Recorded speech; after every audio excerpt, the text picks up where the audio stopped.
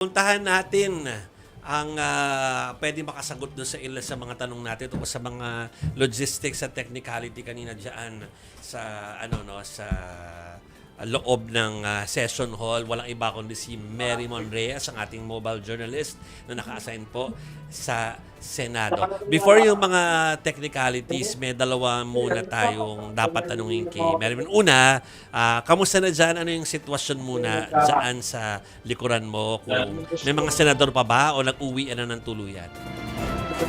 So far, Jovi Chiki Mase, puro mga kapatid na lang natin sa media ang nandito dahil yung ilang mga senador, for example, si Senator or si SP Alan Peter Cayetano, na-confirm sa atin, umuwi na rin daw. Yung ilang mga senador may engagements outside the Senate. So, plus yung naging order nga na nilabas naman ni Senate President Pro Tempore Sherwin Gatchalian kaninang umaga na shortened office hours. So, tayo sa media, plus yung mga OSAA personnel na round the clock din talaga yung kanilang trabaho dito. Plus may ilang, kanina may nahagila pa tayo na maintenance pero ngayon wala na tayo makitang so far na nandito sa second floor ng Senate building.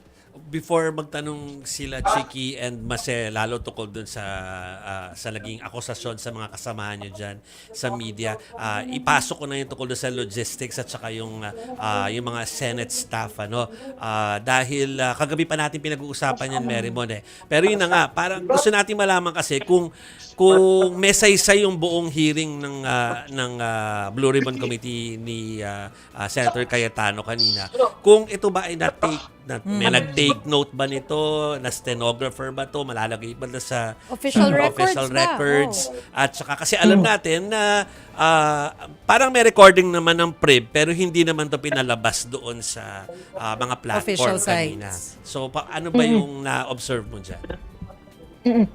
Yung pinaka-hearing kasi na pinush through ng Cayetano-led block, 10 a.m. ito naka-schedule. Kung i-connect natin yung shortened office hours, 10 a.m., tapos na ang opisina, pwede na magsiuwian. Kanina, wala tayong nakitang staff from the Senate Secretariat o kaya naman yung groom, yung pinaka-designated sa mga hearing ng Blue Ribbon Committee. Yung mga nasa likod ng mga senador, nila Senator Amy, nila Senator Pia, Senator Dante Marcoleta, puro senatorial staff yung mga yun. So, yung sa live streaming, kasi yung website din mismo ng Senate, nakalagay canceled yung Blue Ribbon Committee hearing for this day. Ang lahat ng naka-livestream lang doon, tayo, yung mga nakakabit sa system, pati iba pa natin mga kasama sa media. Plus, yung mga transcript din kasi na minsan either hinahanap or hinihingi natin or kapag kakulwari mahina yung audio or such, na i-relay naman siya, nakakakuha din tayo mula sa opisina ni Senator Cayetano. So if ever, yung kopya naman ay pwedeng isupply nung tanggapan ni Senator Cayetano. Pero yun na nga, parang malaking question pa ngayon kung ito ay mailalagay sa official documents ng Senate. Pero buti nga, nag-report pa to sila, Mary mo. Ayun na nga buti nandito pa tong mga... Kesa kahit na inakusahan. Yun nga, kasi ang daming akusasyon kanina, particularly ni Senator Rodante Marcoleta. Sagutin nga natin yan, Merrimon, kasi di ba may sinasabi siya na bayaran daw yung mga Senate reporters, naglabas kayo ng statement, pakipaliwanag kasi pagdating ng hapon biglang iba na yung sinasabi niya. Karamihan daw sa inyo Before sagutin ni Merrimon, pakinggan natin yung unang akusasyon.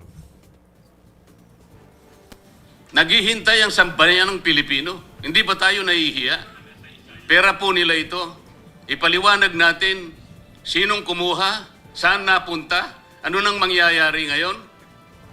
Meron po bang nagsalita sa kanila? Isa man sa kanila? Lalo na po yung madadaldal sa kanila. Wala po. On record. Kayo po ang mga participants sa media. Ito na. Ano sabi? Nakaramihan po sa inyo ay bayaran. Sasabihin ko na sa inyo ito. Meron po bang nagsalita sa kanila? Kayo pong members ng media, tinanong niyo po ba sila kung bakit nagpakatahimik sila? Okay. Yan yung una, sinabi na karamihan bayaran. Pero bago natin hingin yung part ni Merrimon tungkol diyan, pakinggan natin yung sinabi ni Senador Marcoleta nito namang hapon nung kinaklarify na yan. I'm airing my frustration. Bakit naman po ganun? Dalawang malalapad na dyaryo, if we are for the truth, kagaya ng sinasabi, pinagtatanggol ng Senate President. How come 11 reporters did not see me and did not hear me as though I did not exist on that day? Na po kung ako'y nakapagsalita ng... So pasensya na po kung ako'y nakapagsalita ng I did not mean it. Ito po ay dahil sa frustration ko sa nangyari at sa nangyayari pong nakikita ko. Ang gusto ko po, makatulong kayong lahat para yung katotohanan. Ang katotohanan lang po importante rito. Wala na pong iba. Kapag ang pag-uusapan po natin hindi na katotohanan, hindi na po ako sasali. Yun lang po masasabi ko. Maraming salamat. Sige. Mary Mon, pakilagyan nga ng konteksto yan. Bakit biglang nagbago yung statement ni Marcoleta pagdating ng hapon? Pigilan ko lang si Mary Mary Mon. Comment lang ako. Oh, sige. Well, kasi I think nagkakaisa naman tayo na kung truth, nagkakaisa tayong lahat Of na sige, course. ilalaban natin. Ah. Pero kung ang issue ay dahil lang hindi siya na-interview at hindi na ilabas yung interview, parang medyo... Uy, sa rally ito, di ba? Oo, Parang medyo lumalabas iba yun. pala na nagtampo Okay. siya kasi hindi siya umere sa TV, sa radyo, at lumabas sa print. Parang Although, ganon. naiintindihan natin, pag minsan talaga pag na-edit out ka, masakit talaga yun eh. Pero kasi, ganon Ganon talaga. talaga.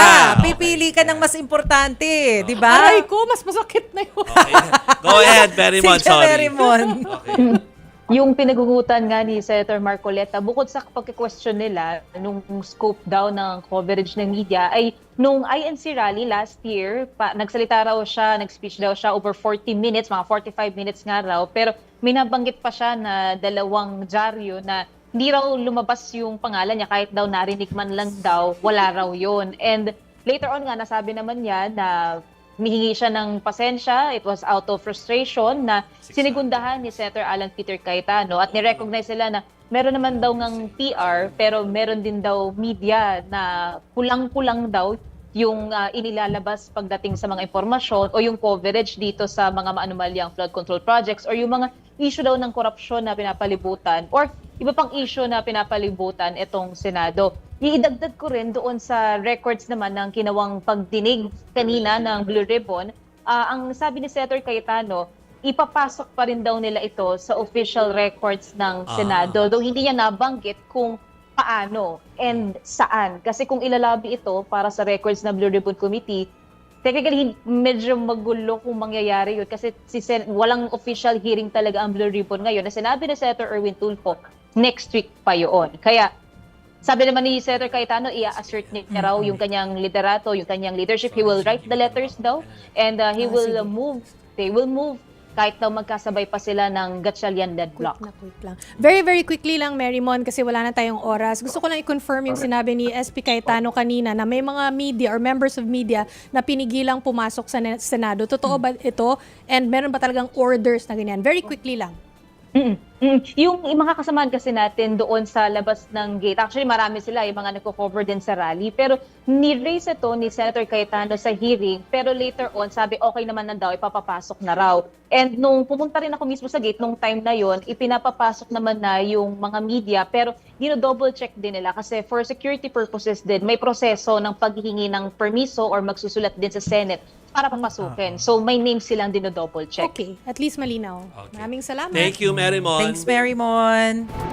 May accreditation din kasi. Oo. Para sure nga Security, naman na security. media. Oo.